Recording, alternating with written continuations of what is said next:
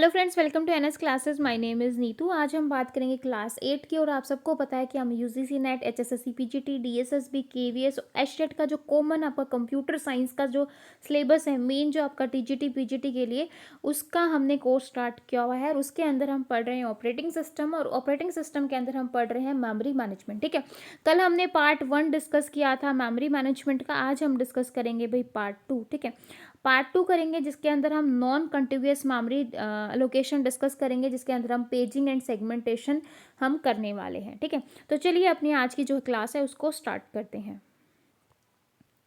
हाँ जी, तो हमने देखो कल कंटिन्यूअस वाला देखा था, मेमोरी मैनेजमेंट क्या होता है, क्यों आप मेमोरी मैनेजमेंट को यूज़ करते हो। उसके बाद हमने ये देखा था कि कंटिन्यूअस को आपने दो पार्ट्स में डिवाइड किया है, एक स्टैटिक होता है, एक डायनामिक होता है। फिक्स साइज पार्टिशनिंग और वेरिएबल साइज पार्टिशनिंग हमने देख ली थी।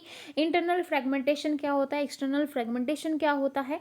उसके बाद जो है फिक्स्ड में आपकी इंटरनल एंड एक्सटर्नल दोनों प्रॉब्लम आती हैं। फिर वेरिएबल साइज पार्टिशनिंग में आप इंटरनल को तो रिमूव करवा देते हो, लेकिन एक्सटर्नल को रिमूव नहीं करवा पाते।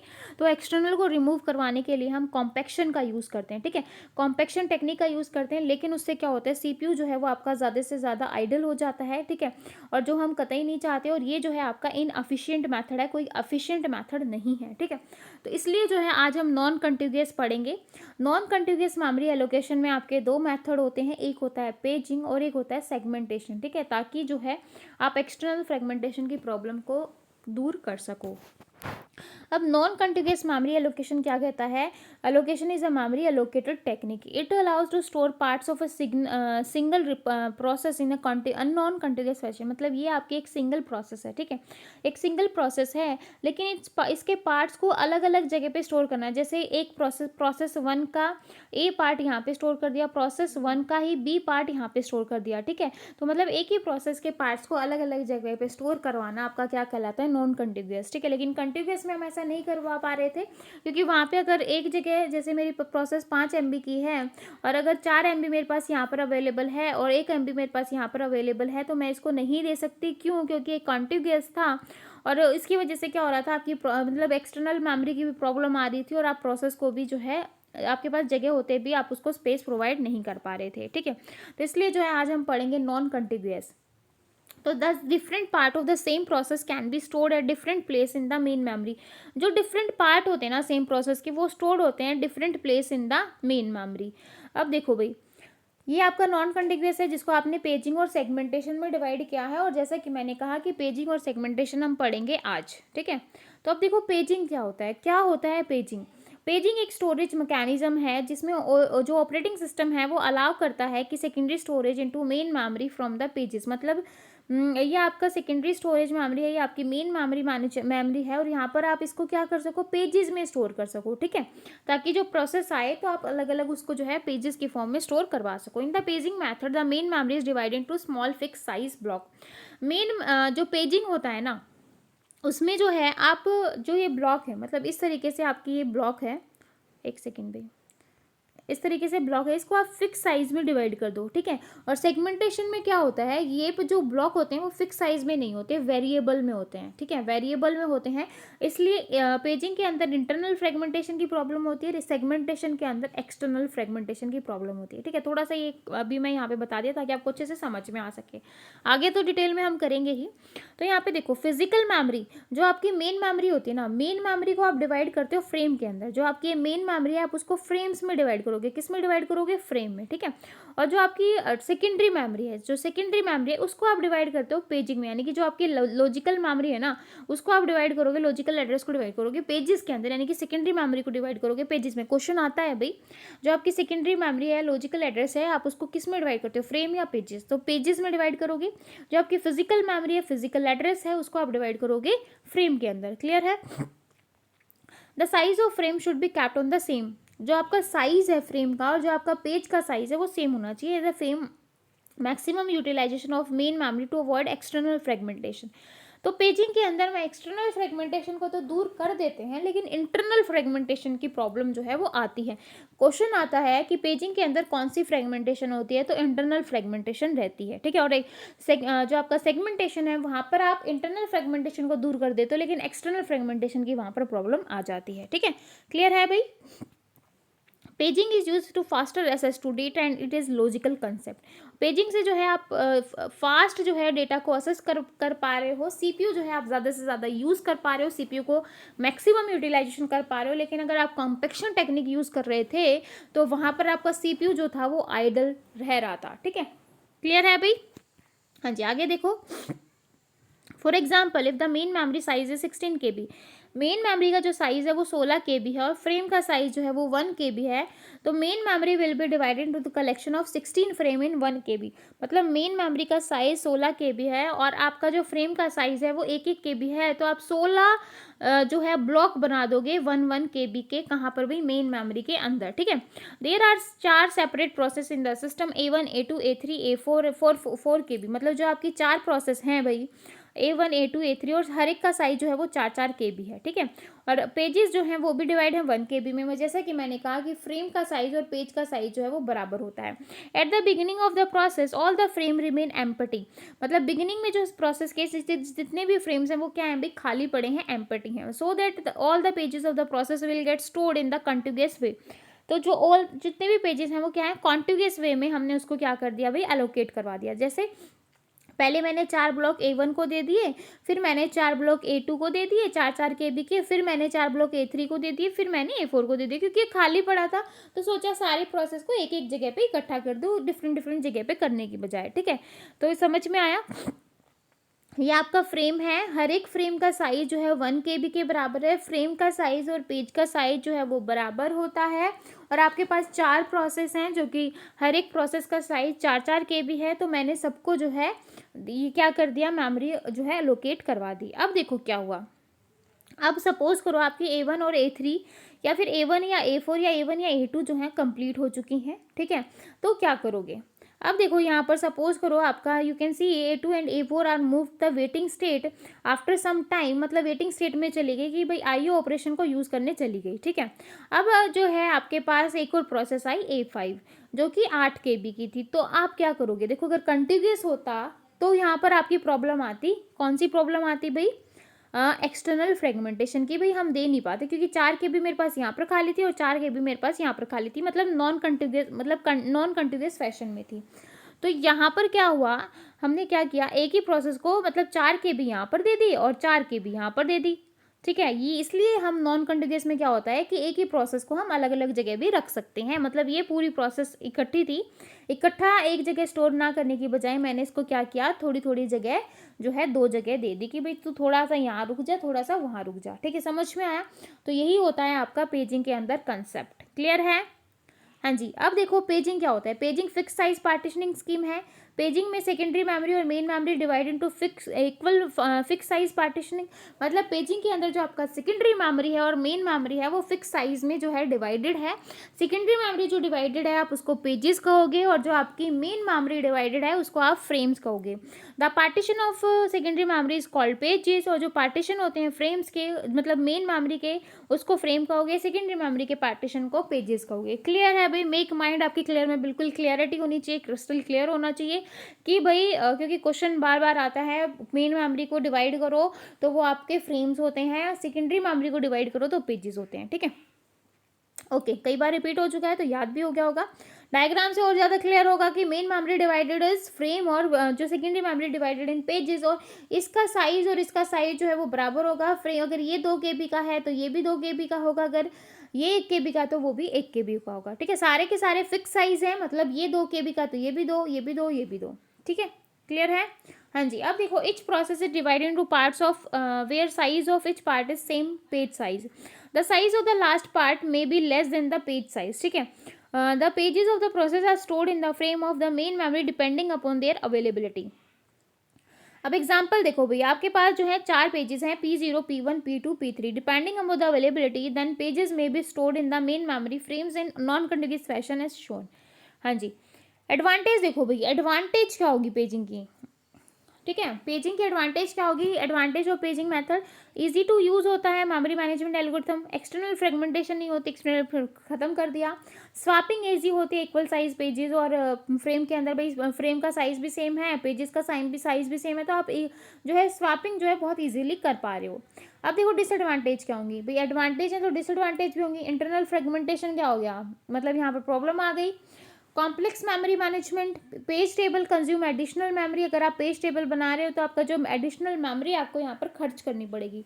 मल्टी लेवल पेजिंग जो होता है वो बहुत ही ओवरहेड हो जाता है समझना, क्योंकि एक पेज टेबल फिर जो है आपकी पेज टेबल यहाँ पर बन गई, फिर आपकी एक्सटर्नल इंटरनल मतलब बहुत सारी पेज टेबल बन जाती हैं, जिससे क्या होता है स्ट्रक्चर जो है बहुत ज़्यादा कॉम्प्लेक्स हो जाता है। ठीक है, अब देखो बेसिक ऑफ बाइनरी एड्रेस, तो ये आपके एग्जाम में नहीं है। ठीक है, बस आपको पता होना चाहिए कि आप जब ये जो लॉजिकल एड्रेस है, फिजिकल एड्रेस है, उसको 2 की फॉर्म में जो है स्टोर करवाते हो। ठीक है, क्योंकि बाइनरी है ऑब्वियसली 0 और 1। अब यहाँ पे देखो ये जो है this and n bits can be divided into 2 parts, k bits और n माइनस k बिट्स। क्या बोल रहा है, ये आपका पेज नंबर है, ये आपका साइज है पेज नंबर का। ठीक है, तो यहाँ पे देखो पेज नंबर को आपने डिवाइड किया k बिट में और आपने साइज ऑफ पेज को डिवाइड किया n माइनस k के अंदर। ठीक है, तो यहाँ पर आपका जो क्या हो जाएगा 2n is equal into 2n minus k। ठीक है, क्योंकि ये आपका क्या हमने क्या देखा हुआ कि 2 की पावर में होता है। 2 की पावर में क्या होता है भाई, क्योंकि ये हमारा जो भी आप लॉजिकल एड्रेस लो या फिजिकल एड्रेस लो, सारे के सारे केस में होंगे भाई 2 की पावर में होते हैं। आगे आ जाओ, पेज टेबल क्या होती है, अब ध्यान से समझना इंपॉर्टेंट है। पेज टेबल एक डेटा स्ट्रक्चर होता है जो आप यूज करवाते हो virtual memory system to store the mapping between logical address and the physical address. ठीक है, तो ये एमएमयू का काम होता है, मेमोरी मैनेजमेंट यूनिट का काम होता है, जो कि मैपिंग करवाती है लॉजिकल एड्रेस और फिजिकल एड्रेस के बीच में।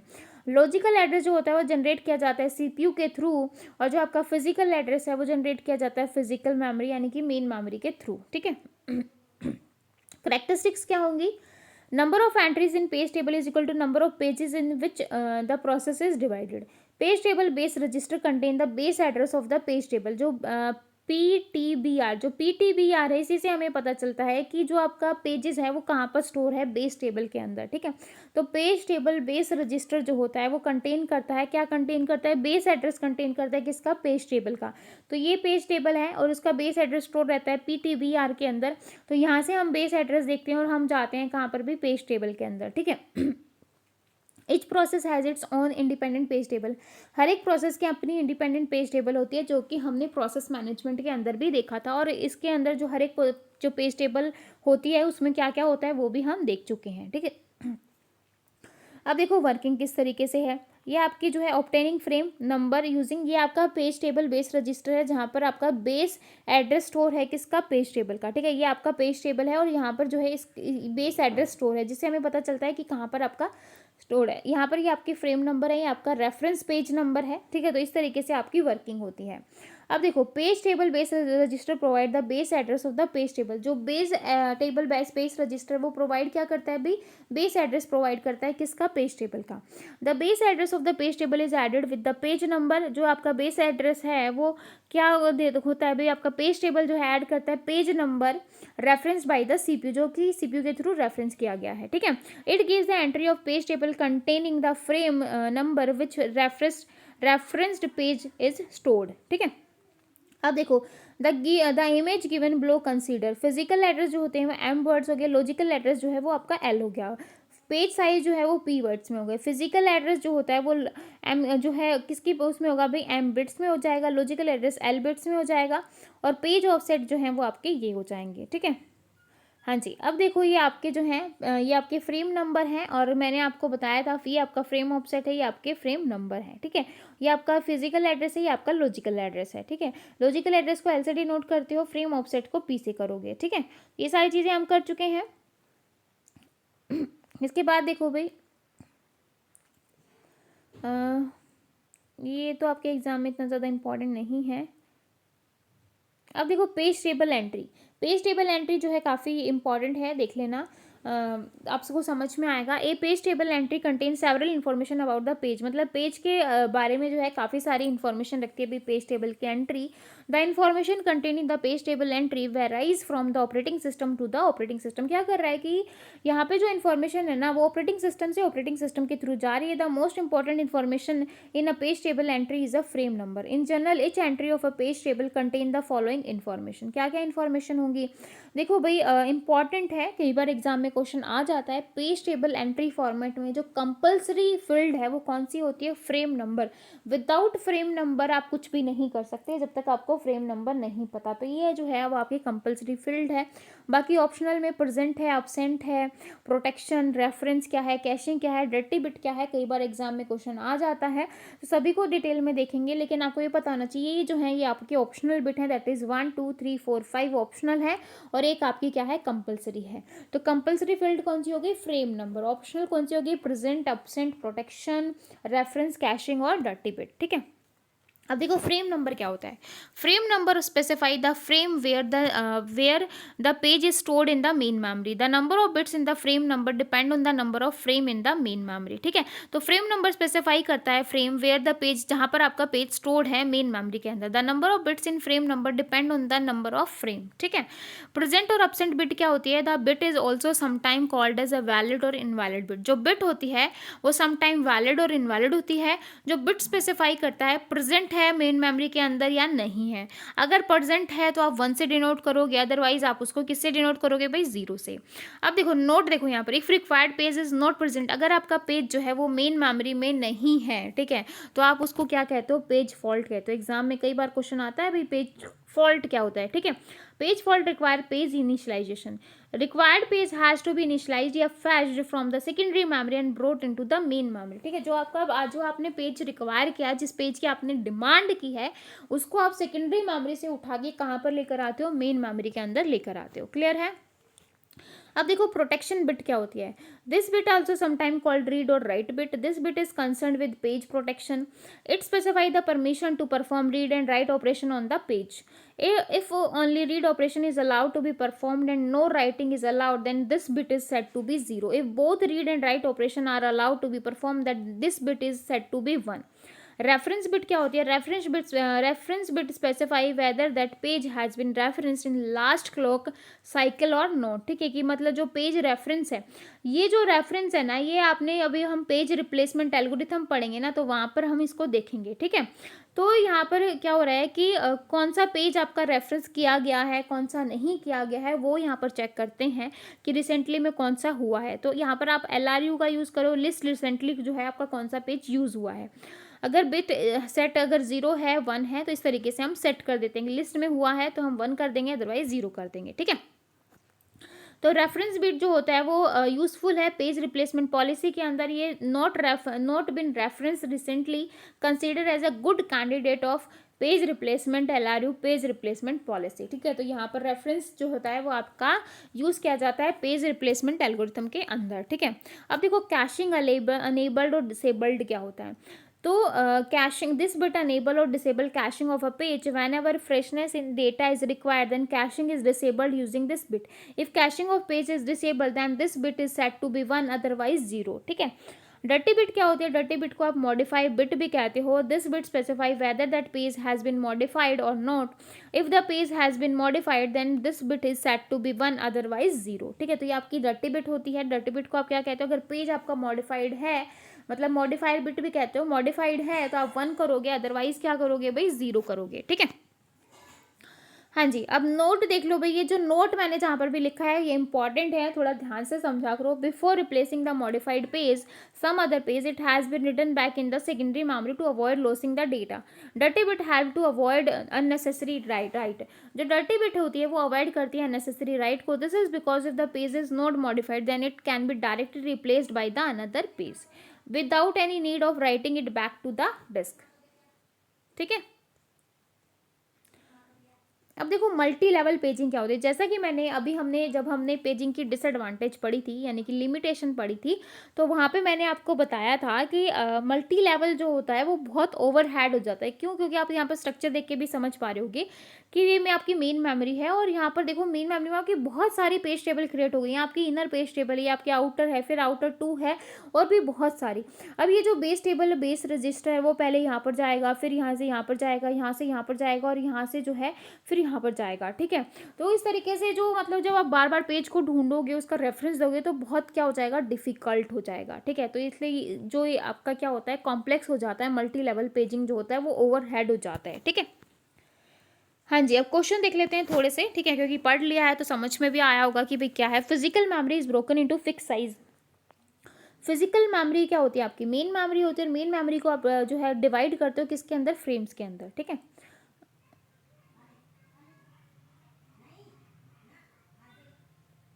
फिजिकल मेमोरी को आप फ्रेम्स में डिवाइड करते हो। भाई आगे देखो, logical memory is broken into blocks of the same size. ठीक है, तो लॉजिकल मेमोरी को आप किस में डिवाइड करते हो, पेजेस में। ठीक है, आगे देखो, every address generated by the CPU is divided into two parts. जो एड्रेस जो जनरेट करते हो सीपीयू के थ्रू, वो क्या होता है, एड्रेस जो आप जनरेट करते हो वो लॉजिकल एड्रेस होता है, और लॉजिकल एड्रेस को जब आप डिवाइड करते हो किस में करते हो, पेजेस में करते हो, तो यहाँ पर आपका क्या आ जाएगा, पेज नंबर और पेज ऑफसेट आ जाएगा, यानी कि बी ऑप्शन आपका बिल्कुल सही होगा। ठीक है, आगे देखो, the dash is used as a index into the page table. मतलब आप कौन सा इंडेक्स यूज करोगे, ठीक है, फ्रेम बिट यूज करोगे, पेज नंबर करोगे, पेज ऑफसेट करोगे, या फ्रेम ऑफसेट करोगे, कौन सा इंडेक्स आप यूज करते हो पेज टेबल के लिए। ठीक है, कौन सा करोगे भाई, फ्रेम ऑफसेट का यूज करोगे। ठीक है, तो डी ऑप्शन सही होगा। आगे देखो, एक सेकेंड, सॉरी भाई, सॉरी, पेज नंबर का यूज करते हैं। ठीक है, इंडेक्स के लिए हम पेज नंबर का यूज करते हैं, सॉरी ऑफसेट का यूज नहीं करेंगे, पेज नंबर का यूज करेंगे। ठीक है, आगे देखो, the dash table contain the base register. कौन सा टेबल जो है वो बेस रजिस्टर को जो है कंटेन करता है, each page in physical memory, process memory, page या फ्रेम। ठीक है, पेज टेबल रखता है या फ्रेम टेबल रखती है, क्या रखता है, कौन, तो कौन रखता है अभी, पेज टेबल ही तो करता है ना। पेज टेबल बेस रजिस्टर में बताता है कि भाई कहाँ पर आपका पेज है, तो यहाँ पर हमारा क्या आ जाएगा, पेज टेबल। ठीक है, आगे देखो, the size of page is typically, जो साइज है पेज का वो किस में होता है, 2 की पावर में होता है, तो यहाँ पर आपका आंसर आ जाएगा बी। नेक्स्ट क्वेश्चन देखो, the size of logical address space is 2 the power of m, the page of size the power of n addressing, sorry unit, then the high order bits is a logical address designate the page number, and the low order bit designate the page offset। तो यहाँ पर आपका answer आ जाएगा भाई D option. ठीक है, आगे देखो, with paging there is no fragmentation. Paging के अंदर कौन सी फ्रेगमेंटेशन नहीं होती, तो एक्सटर्नल फ्रेगमेंटेशन नहीं होती। आगे देखो, the operating system maintain a dash table, keep track of how many frames have been allocated, how many are there, and how many are available. तो किसके थ्रू, पेज के थ्रू, मैपिंग के थ्रू, फ्रेम के थ्रू, या मेमोरी के थ्रू। ठीक है, तो यहाँ पर आपका क्या आ जाएगा भाई, फ्रेम आ जाएगा, यानी कि C option. Paging increase the, paging जो होती है वो क्या इंक्रीज करती है, वेटिंग को, एग्जीक्यूशन को, कॉन्टेक्स्ट स्विच को, या ऑल ऑफ दीज को। ठीक है, तो पेजिंग इंक्रीज द, पेजिंग मतलब क्या इंक्रीज करेगी भाई, पेजिंग के अंदर क्या इंक्रीज होता है भाई, आपका कॉन्टेक्स्ट स्विच इंक्रीज होता है, क्योंकि बार बार आपकी सेकेंडरी मेमोरी भी है, फ्रेम भी है, पेजेस हैं, बार बार इधर से उधर लेकर आना, तो आपके तो किसको इंक्रीज करती है भाई, कॉन्टेक्स्ट स्विच को इंक्रीज करती है। ठीक है, आगे देखो, smaller page table are implemented as, जो स्मॉलर पेज टेबल हैं वो कहाँ पर जो है इम्प्लीमेंट होती हैं भाई, रजिस्टर्स में। कहाँ पर इम्प्लीमेंट होती हैं, रजिस्टर के अंदर। ठीक है, नेक्स्ट क्वेश्चन देखो, the page table should be built with, जो पेज टेबल है वो कहाँ पर होती है, very low speed logic, very high speed logic, large memory space, या नन ऑफ द मेंशन। क्या होगा भाई, एक सेकेंड भाई, क्या होता है, वेरी हाई स्पीड लॉजिक होता है। ठीक है, तो बी ऑप्शन आपका सही होगा। नेक्स्ट क्वेश्चन देखो, for larger page table they are kept in main memory and point to the page table. क्या होता है, पेज टेबल बेस रजिस्टर होता है, यानी कि PTBR होता है, जिसके थ्रू आपको पता चलता है बेस रजिस्टर कहाँ पर है। तो यहाँ पर आपका आंसर आ जाएगा पेज टेबल बेस रजिस्टर, यानी कि ए ऑप्शन बिल्कुल सही होगा। नेक्स्ट क्वेश्चन देखो, for every processor there is, हर एक प्रोसेस की क्या होती है, पेज टेबल होती है, हर एक प्रोसेस की क्या होगी, पेज टेबल होगी, तो ए ऑप्शन सही है। नेक्स्ट क्वेश्चन देखो, the time taken in memory access through PTBR, क्या होगा भाई, वो होता है आपका स्लोड बाई फैक्टर 2। ठीक है, तो यानी कि डी ऑप्शन सही होगा। नेक्स्ट क्वेश्चन देखो, page table length register indicate size of, किस चीज़ का साइज इंडिकेट करता है? पेज टेबल का, पेज फाइल का, मेन मेमोरी का, वर्चुअल का। तो यहाँ पर पेज टेबल के साइज को इंडिकेट करेगा। नेक्स्ट देखो, पेजिंग इज इम्प्लीमेंटेशन, पेजिंग जो है वो कहाँ पर इंप्लीमेंट होती है भाई? ऑपरेटिंग सिस्टम पर, ठीक है। आगे देखो, bring a page into memory only when it is needed, मतलब जब आप पेज को क्या करवा रहे हो भी, मेमोरी के अंदर लेकर आ रहे हो जब उसकी ज़रूरत है, ठीक है, तो आप उसको क्या बोलोगे? डिमांड पेजिंग कहोगे भाई, जब आपको उस पेज की ज़रूरत है तभी तो आप उसको मेन मेमोरी में लेकर आ रहे हो, ठीक है। तो यहाँ पर आपका आंसर आ जाएगा डिमांड पेजिंग। आगे देखो, which scheduler select which process should be brought into the ready queue, ऐसा कौन सा शेड्यूलर है जो आपकी प्रोसेस को रेडी क्यू के अंदर लेकर आता है? कौन सा शेड्यूलर है भाई जो रेडी क्यू के अंदर लेकर आएगा? Which scheduler select which process should be brought into the ready queue, ready queue से कौन सी जाती है भाई? देखिए शॉर्ट टर्म शेड्यूलर हो जाएगा। आगे देखो, which of the following not approach of deadlock handling deadlock, कौन सी ऐसी अप्रोच है जो डेडलॉक हैंडलिंग की नहीं है?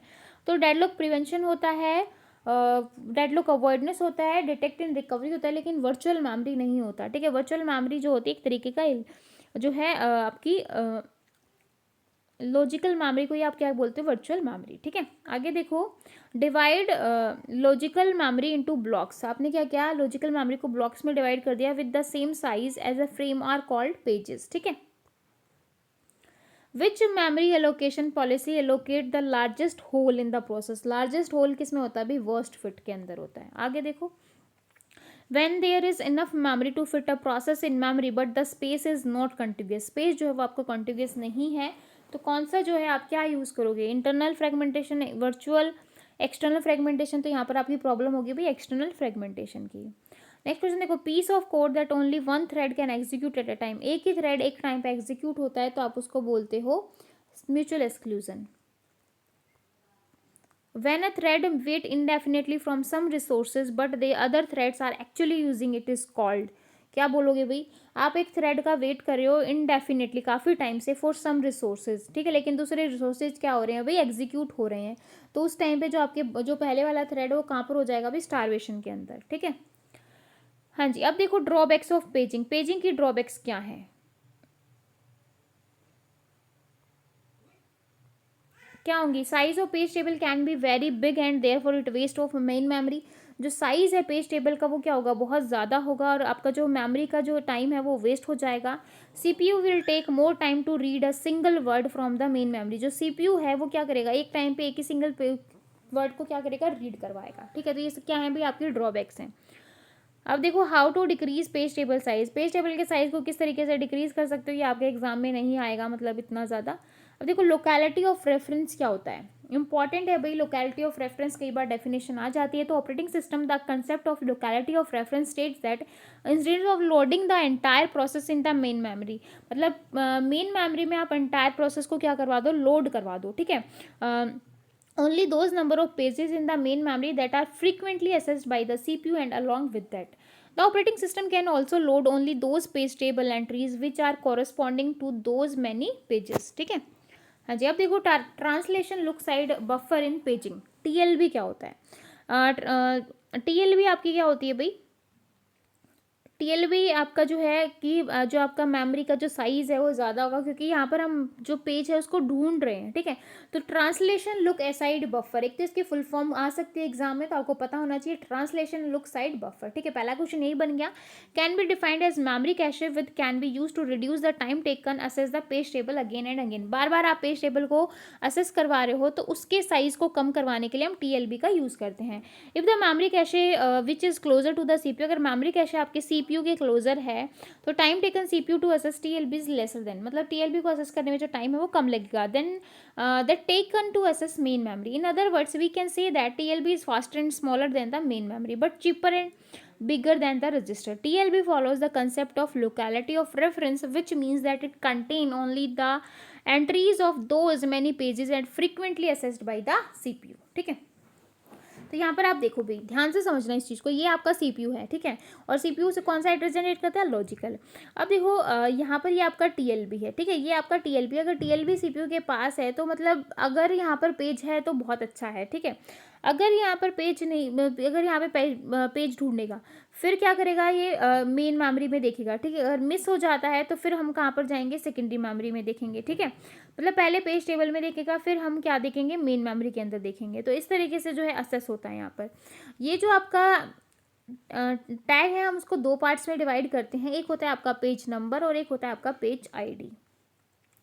अब देखो क्या क्या स्टेप्स हैं। सबसे पहले सीपीयू जनरेट करता है वर्चुअल एड्रेस, यानी कि आपके फिजिकल लॉजिकल एड्रेस को जनरेट करेगा। चेक करेगा टीएलबी में प्रेजेंट है या नहीं। अगर कॉरेस्पॉन्डिंग फ्रेम नंबर रिट्रीव मिल जाता है तो वो क्या बताएगा कि मेन मेमोरी में पेज वो कहाँ पर है, ठीक है। स्टेप इन पेज मिस, अगर पेज मिस हो जाता है, मतलब अगर पेज नहीं मिलता, सीपीयू जनरेट करेगा वर्चुअल एड्रेस। सबसे पहले एड्रेस जनरेट किया, फिर टीएलबी में नहीं मिला। Now the page number is match to the page table residing the main memory. तो फिर हम पेज टेबल कहाँ पर देखेंगे भाई, मेन मेमोरी के अंदर। अगर मेन मेमोरी में भी नहीं मिलता तो corresponding frame number is retrieved which now tell where in the main memory page lies. TLB updated with new PT, तो टीएलबी जो है वो नई पीटी को जो है अपडेट कर देगा। तो यहाँ पर जो है आप बहुत सारे पेज रिप्लेसमेंट टेक्निक यूज़ करते हो, FIFO, LRU, ठीक है, ऑप्टिमल पेज रिप्लेसमेंट, ये सारी चीज़ें आप यूज़ करते हो। तो यहाँ पर ये इफेक्टिव मेमोरी एसेस टाइम, ये इंपॉर्टेंट है भाई। एग्जाम में कई बार यहाँ से क्वेश्चन आ जाता है, आपसे जो है थ्योरी मतलब एक प्रैक्टिकली क्वेश्चन आ जाएगा और पूछ लेगा। तो फॉर्मूला है हिट टाइम, मतलब आपको प्रोसेस, मतलब आपका जो टीएलबी में आपको मिल गया तो हिट है, तो आपको टाइम लगेगा T+M। अदरवाइज अगर आपको नहीं मिला तो 1 - H, ठीक है, और इंटू T+2M, मतलब मेमोरी को आपको 2 बार एसेस करना पड़ रहा है, तो इसलिए यहाँ पर 2M आ जाएगा, ठीक है। तो H जो है आपका हिट रेशियो है टीएलबी में, कि आपको टीएलबी में पेज मिल गया। नहीं मिलता है तो हम 1 - H करके फिर हम क्या करेंगे, M जो है वो आपका मेमोरी एसेस, और T जो है वो आपका टीएलबी को असेस करने का जो टाइम है वो आपका टीएलबी हो गया, ठीक है। तो ये आपका क्वेश्चन आया था अभी गेट के अंदर, ये आपकी टीएलबी दे रखी है, इस तरीके का एग्जाम में क्वेश्चन आता है। Page table and all the pages are physical memory, it take 10 millisecond to search the TLB. TLB में हिट करने का टाइम जो है वो 10 मिलीसेकंड है, ठीक है, यानी कि एच जो है वो आपका 10 हो गया, और 1 - H कितना हो जाएगा 90, and 80 millisecond to access the physical memory. तो मेमोरी को असेस करने का टाइम क्या है 80, ठीक है। और TLB hit ratio, sorry TLB को असेस करने का टाइम है दैट इज टी है भाई ये, सॉरी। और हिट रेशो आपका क्या है, एच जो है वो आपका 0.6 है, और 1 - H हो जाएगा 0.4, ठीक है। सारी चीज़ें आपके पास आ गई हैं, बस आपको फॉर्मूला लगाना है। तो फॉर्मूला क्या कहता है कि T+M, तो H है आपका 0.6 प्लस, सॉरी T क्या है आपका 10, और M क्या है 80, है ना, प्लस 0.4, 1 - H आ जाएगा, तो 10 प्लस 80 कितना हो जाएगा 160, ठीक है। तो यहाँ से सॉल्व कर लो भाई, 6/10 इंटू 90 प्लस 4/10 इंटू 170, है ना, 10 और 170 हो जाएगा। तो ये कट हो गया, ये यहाँ से कट हो गया। तो 6 9 से 54 और 17 4 से 68 ऐड कर लेना भाई। तो इसका जो आंसर है वो क्या आ जाएगा भाई 122, यानी कि बी ऑप्शन आपका बिल्कुल सही होगा, ठीक है। तो जब आप इसको ऐड करोगे, ठीक है, तो 54 और ये 68 ऐड करोगे तो 122 आपका आंसर आ जाएगा, ठीक है। तो देखो भाई टीएलबी को हिट किया 0.6, टीएलबी को मिस किया 0.4, टीएलबी को असेस करने का टाइम 10, मेन मेमोरी को असेस करने का टाइम 80। क्वेश्चन फॉर्मूला क्या था आपका H+M, ठीक है। तो अगर टीएलबी में हिट हो गया तो एक बार ही मेमोरी को असेस करवा रहे हो, अगर टीएलबी में हिट नहीं हुआ, मिस हो गया, तो आप मेमोरी को 2 बार असेस करवा पा रहे हो। फिर आप इसको सॉल्व करोगे तो आपको 122 आंसर मिलेगा, ठीक है।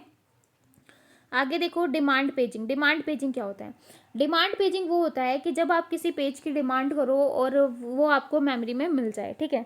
अगर नहीं मिलता तो फिर आप सेकेंडरी मेमोरी से उस पेज को मंगवाओगे, ठीक है, स्वैपिंग के थ्रू, और फिर जो है आप उसको मेन मेमोरी में लेकर आओगे, ठीक है।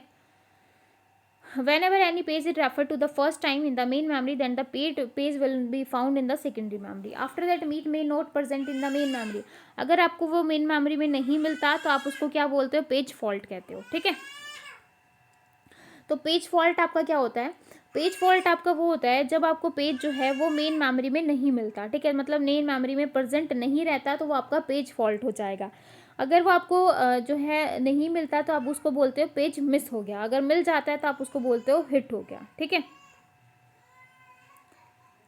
हाँ जी, थ्रैशिंग क्या होता है, थ्रैशिंग देखो, if a number of page fault is equal to the number of referenced page, मतलब अपने जो पेज फॉल्ट हुए हैं और वो रेफरेंस पेज के बराबर हैं, ठीक है, तो वो आपका जो number of pages fault are so high, the CPU remain busy just reading the page from the secondary memory. मतलब अगर आपके पेज फॉल्ट ही ज़्यादा होते रहे, मतलब आपको पेज मेन मेमोरी में मिले ही ना और फिर आप उसको सेकेंडरी मेमोरी में जाओ, तो आपका जो सीपीयू है वो बार बार सेकेंडरी मेमोरी को ही रीड करने में रह जाएगा, ठीक है।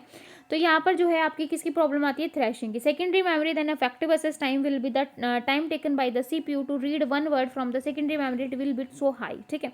इसलिए जो ये कंसेप्ट है आपका क्या कहलाता है, थ्रैशिंग कहलाता है। थ्रैशिंग का formula effective access time is equal to P F. P F आपका कितना होगा कि आपने जो टाइम सेकेंडरी मेमोरी को असेस करने में लगा है वो इंटू एस, ठीक है। एस जो है आपका सर्विस टाइम है, 1 minus P F into M A, ठीक है।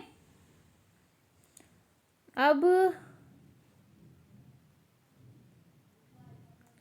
वर्चुअल मेमोरी हम कल देखेंगे, ठीक है। वर्चुअल मेमोरी हम कल पढ़ेंगे और उसके बाद पेज रिप्लेसमेंट एल्गोरिथम देखेंगे, ठीक है।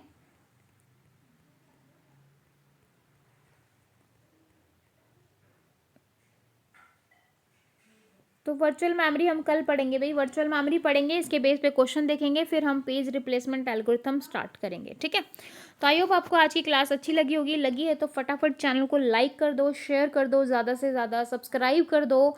जो भी बच्चे कंप्यूटर साइंस की प्रिपरेशन कर रहे हैं भाई, शेयर कर दिया करो वीडियो को। लाइक तो आप लोग करते ही नहीं हो, ठीक है। तो भाई इतनी मेहनत करती हूँ तो मतलब इतना तो बनता है ना, पर बच्चे बिल्कुल पता नहीं क्यों नहीं करते ऐसा, है ना।